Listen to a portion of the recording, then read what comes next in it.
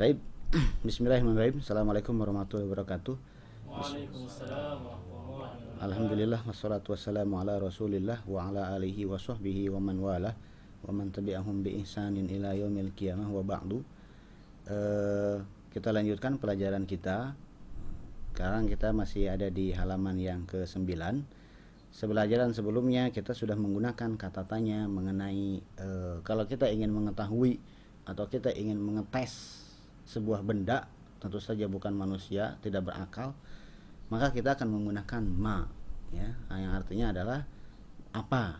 Ya, ma hadza berarti apa ini, hadza artinya ini, ya. Nah, bagaimana kalau misalkan yang akan kita tanyakan itu adalah manusia? Apakah ke manusia kita akan menggunakan apa ini? Ya, kita datang dengan teman, kemudian ditanya teman kita tuh apa ini, ya, tentu saja dia akan tersinggung, ya, karena apa itu untuk yang tidak berakal. Maka untuk manusia, untuk menanyakan jati diri seseorang, kita menggunakannya itu man. Man artinya adalah siapa. Maka kalau digabungkan dengan hadza, man hadza artinya adalah siapa ini. Ini adalah kalimat istifham, ya, kalimat tanya. Nah, di sini ada beberapa contoh penggunaan man hadza seperti yang ada di sini. Silakan dibaca. Man hadza? Hadza tabibun. Dah, stop dulu.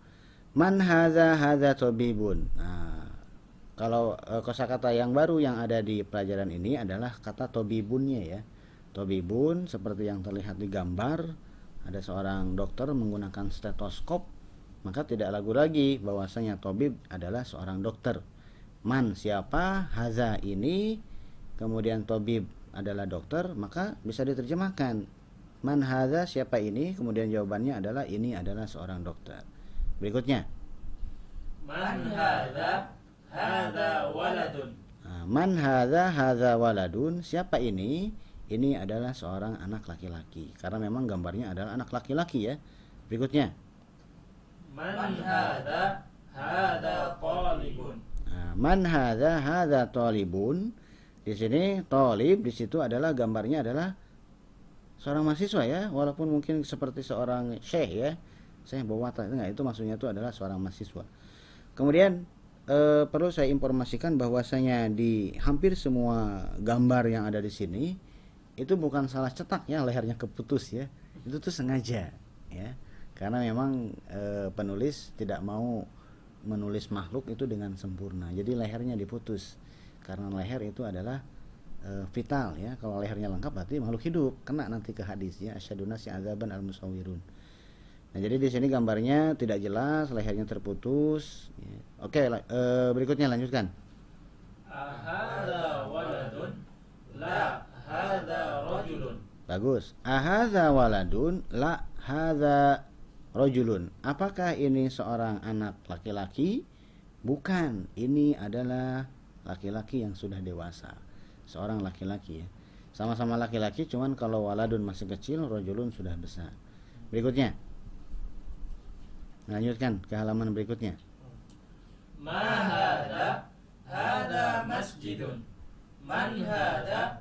Hadza tajirun. Bagus, ya. Jadi kalau kita walaupun menggunakan sama-sama hadza, tapi ya kita bisa melihat yang ditunjuk dengan hadza benda atau manusia. Kalau benda kita akan menggunakan ma.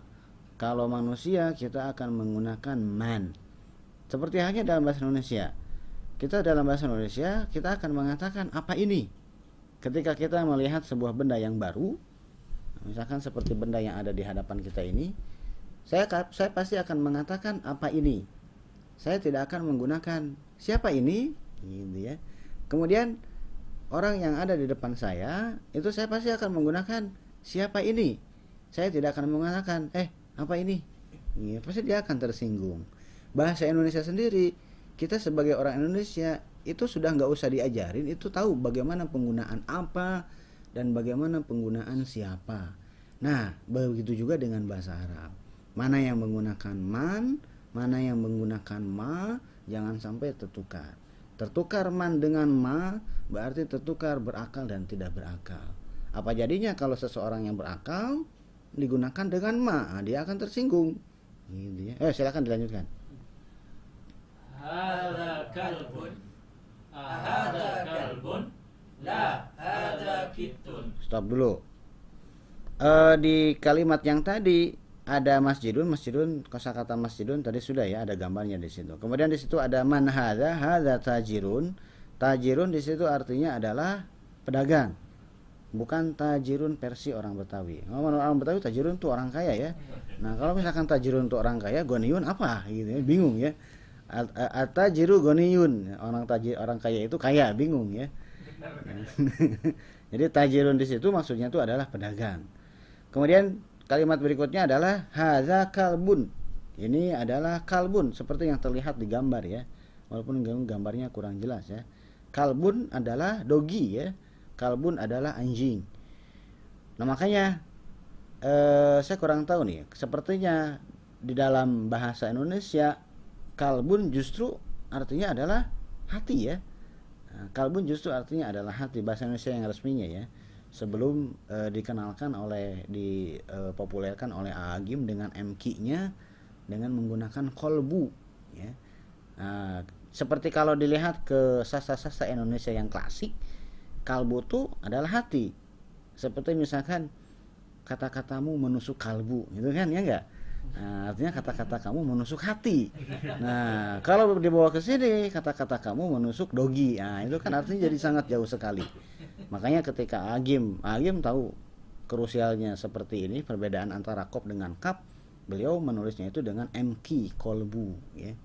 Nah, maka kalau misalkan kemarin tuh ada salah seorang murid saya bertanya itu kan, karena dia ingin mengoreksi tapi kurang berani. Jadi bibinya baru punya anak gitu kan. Nah, terus bibinya itu ngelihat di buku, di situs-situs kan suka ada nama-nama anak apa dan seterusnya gitu kan. Nah, terus yang bikin kaget adalah ternyata bibinya itu memberi nama anaknya itu dengan kalbi ya. Iya, dia maksud hati ingin memberi nama anaknya itu dengan kolbi, hati saya, tapi dia menulisnya dengan kalbi, my doggy ya. Ini tentu sih sangat berbahaya ya. Oke, jadi kalbun artinya adalah dogi. Silahkan lanjutkan. Ahadza kalbun. Ahada kalbun. La hada kittun. Dah. Ahadza kalbun, la hadza kittun. Apakah ini dogi? Bukan, ini adalah kittun. Ya. Kittun adalah kucing. Ingatnya ke Hello Kitty aja ya. Kittun, kitty mirip-mirip ya, sama artinya kucing juga. Berikutnya. Hada himarun. Seperti yang terlihat di gambar, himar adalah keledai ya, jangan ketukar, bukan kedelai. Himar adalah keledai. Berikutnya. Ahada himarun. La hada hisanun. Ahadza himarun, apakah ini keledai? La hadza hisanun, bukan, ini adalah kuda ya. Himar keledai, hison artinya adalah kuda. Silakan. Wa ma hada? Hada jamalun. Nah, wa ma hadza, dan apa ini? Hadza jamalun. Seperti yang terlihat di gambar, jamalun adalah unta. Jamalun adalah unta, bukan nama orang Bapak Jamal, bukan ya, hati-hati ya. Nah, tapi banyak orang ya, kita sering lihat ada beberapa orang bapak-bapak namanya itu adalah Jamaluddin. Ya, apakah artinya adalah unta agama? Bukan. Ya. Karena seperti yang kita ketahui, kalau Jamaluddin yang dijadikan nama orang, itu di depan mimnya itu ada alifnya. Jim, kemudian mim, kemudian alif, kemudian lam. Itu maksudnya. Jamaluddin maksudnya adalah keindahan agama. Itu yang diinginkan oleh orang tua ketika memberikan nama kepada anaknya dengan Jamaluddin. Jadi bukan Jamaluddin. Nah, masalahnya adalah si Bapak Jamaluddin kalau disuruh nulis namanya sendiri, dia akan nulis unta agama ya. Dia lupa gitu ya. Nah, ibunya Jamaluddin. Kenapa bisa terjadi seperti ini? Kenapa bisa terjadi seperti ini? Karena kaidah mad dalam bahasa Arab kalau di transliterasi ke dalam bahasa Indonesia itu jadi tidak ada. Jadi tidak diakui. Jadi tidak ada mad dalam tulisan transliterasi bahasa Indonesianya. Seperti kitab tadi ya, di dalam bahasa Arab kitab itu kan ada alifnya, 2 harokat, kitabun. Tapi ketika sudah di transliterasi ke dalam bahasa Indonesia, sudah jadi bagian dalam bahasa Indonesia, a-nya itu 1. Kitab itu kan. Nah, celakanya kita mengenal kitab itu dari tulisan Indonesianya. Kita mengenal kitab itu dari versi pendek semua. Maka ketika dia disuruh menulis kitab dengan tulisan huruf hijaiyah Arab aslinya, dia akan menulis sesuai dengan sesuai dengan pendek tulisan Indonesianya, kitab. Begitu juga dengan Jamaluddin. Dia akan menulis Jamal, yang artinya unta. Tentu saja ini berbahaya sekali. Dinnya pun mungkin dia tidak pakai huruf ya. Harusnya kan Jamaluddin gitu ya. Dia mungkin nggak pakai huruf ya. Jamaluddin. Jim, mim, lam, dal, kemudian nun. Jamaluddin, dia mungkin akan nulis seperti itu.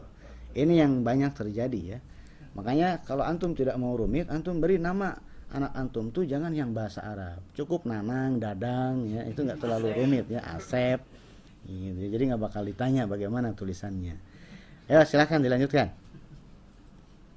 Ma hadza dikun. Nah, dikun seperti yang terlihat di gambar itu adalah ayam jantan ya. Nah, ada jenggernya ya. Jadi apa ini? Ini adalah ayam jantan. Berikutnya. Man hadza mudarrisun. Man hadza, siapa ini? Hadza mudarrisun, ini adalah guru. Berikutnya. Ahadza qamisun. La hadza mindilun. Hadza qamisun. Qamisun tadi adalah baju ya, baju kemeja. La hadza mindilun. Seperti yang terlihat di gambar, mindilun adalah sapu tangan. Berikutnya silakan dibaca. Iqra waktub. Ma hadza qalamun. Nomor 2 ada di sampingnya ya. Hadza kalbun.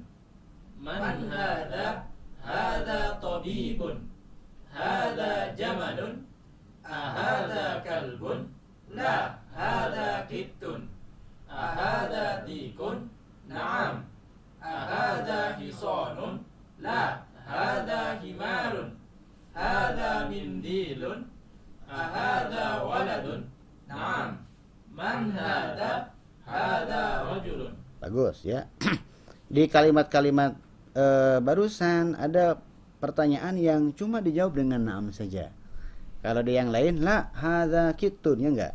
La adalah harfu jawab, kemudian hadza kittun adalah mubtada khobarnya. Sedangkan di yang na'am tadi tidak ada.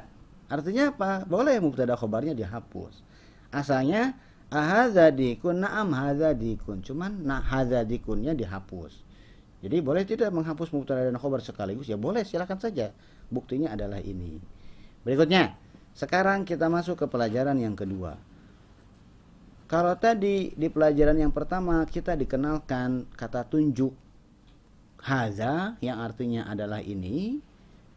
Di pelajaran yang kedua kita dikenalkan dengan kata tunjuk zalika yang artinya adalah itu. Ini dekat, itu jauh. Silakan. Ma dzalika? Dzalika najmun. Zalika najmun. Silakan. Terus. Dzalika. Berikutnya. Hadza masjidun wa dzalika baitun. Terus. Hadza hisanun wa dzalika himarun. Adzalika kalbun? La, dzalika kittun. Ma dzalika? Dzalika sarirun. Di dalam membaca kalimat-kalimat seperti ini tidak mesti wadzalika baitun. Tidak seperti itu ya, tidak seresmi itu ya. Kesannya resmi sekali ya. Bisa saja antara dzalika dengan najmun itu dikasih jeda. Ma dzalika, dzalika najmun. Nah, bisa saja seperti itu. Jadi tidak mesti ya, tidak mesti ma dzalika, dzalika najmun, dzalika najmun. Tidak mesti seperti itu ya, karena yang namanya ngobrol terkadang dikasih jeda dulu biar ada kepoknya ya, biar ada penasaran dulu ya. Ma dzalika, dzalika najmun. Hadza masjidun wa dzalika baitun. Bisa jadi seperti itu. Oke. Di sini tidak ada kosakata yang baru. Kosakata yang barunya cuma zalikanya aja ya. Silahkan lanjutkan. Man hadza wa man dzalika. Hadza mudarrisun wa dzalika imamun. Bagus ya. Man hadza wa man dzalika. Siapa ini dan siapa itu? Hadza mudarrisun, ini adalah seorang guru. Wa dzalika imamun, dan itu adalah seorang imam. Imam yang memimpin sholat, ini seperti yang terlihat di gambar. Berikutnya. Ma dzalika, dzalika hajarun. Bagus ya. Nah, bacanya bagus tuh, sudah mulai bagus. Ma dzalika, dzalika hajarun. Dzalika hajarun. Hajarun seperti yang terlihat di gambar, walaupun gambarnya nggak jelas ya. Itu adalah hajarun, itu artinya adalah batu. Berikutnya. Hadza sukkarun wa dzalika labanun. Hadza sukkarun wa dzalika labanun. Ini adalah sugar. Sukar dengan sugar mirip-mirip bunyinya ya. Artinya adalah gula. Wa dzalika labanun, dan itu adalah susu. Berikutnya. Iqra waktub. Hadza sukkarun wa dzalika labanun. Man dzalika, dzalika imamun. Adzalika kittun, la dzalika kalbun. Ma hadza, hadza hajarun. Bagus ya. Kemudian di bawah itu ada al-kalimatul jadidatu, kata-kata yang baru, kosakata yang baru, yaitu yang pertama adalah imamun. Imamun ini sudah jadi bagian dari bahasa Indonesia ya. Walaupun tulisan bahasa Indonesianya A-nya 1, harusnya A-nya 2 ya, karena di situ ada huruf madnya. Nah, celakanya mana yang lebih kita lihat tulisannya? Apakah yang pertama kali kita lihat tuh tulisannya IMAM atau hamzah mim alif mim? Nah, pasti semua orang yang pertama kali dia lihat tuh adalah tulisan IMAM. Ya, imam gitu ya. Maka kalau misalkan orang tersebut coba tulis imam, dia akan menulis sebagaimana yang ada di kepalanya, di kepala bahasa Indonesianya. Dia akan menulis hamzah mim mim imam. Nah, itu kurang tepat. Nanti kalau tulisannya seperti itu, malah akan dibacanya itu jadi umam, jamak dari ummah, ummatun umam. Nah, padahal dia ingin mengatakan imam. Ya, imam itu harus ada alifnya, imamun. Kemudian berikutnya adalah hajarun.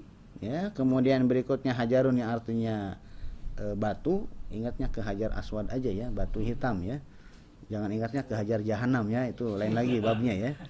Kemudian berikutnya adalah sukarun. Sukarun ingatnya ke sugar, artinya gula.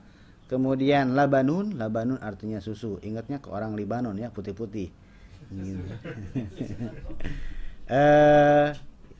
Itu adalah akhir dari pelajaran yang kedua. Mungkin sampai sini dulu yang bisa kita sampaikan. Kita lanjutkan nanti di pelajaran yang berikutnya. Subhanakallahumma wa bihamdika, asyhadu an la ilaha illa anta, astaghfiruka wa atubu ilaik. Assalamualaikum warahmatullahi wabarakatuh. Waalaikumsalam warahmatullahi wabarakatuh.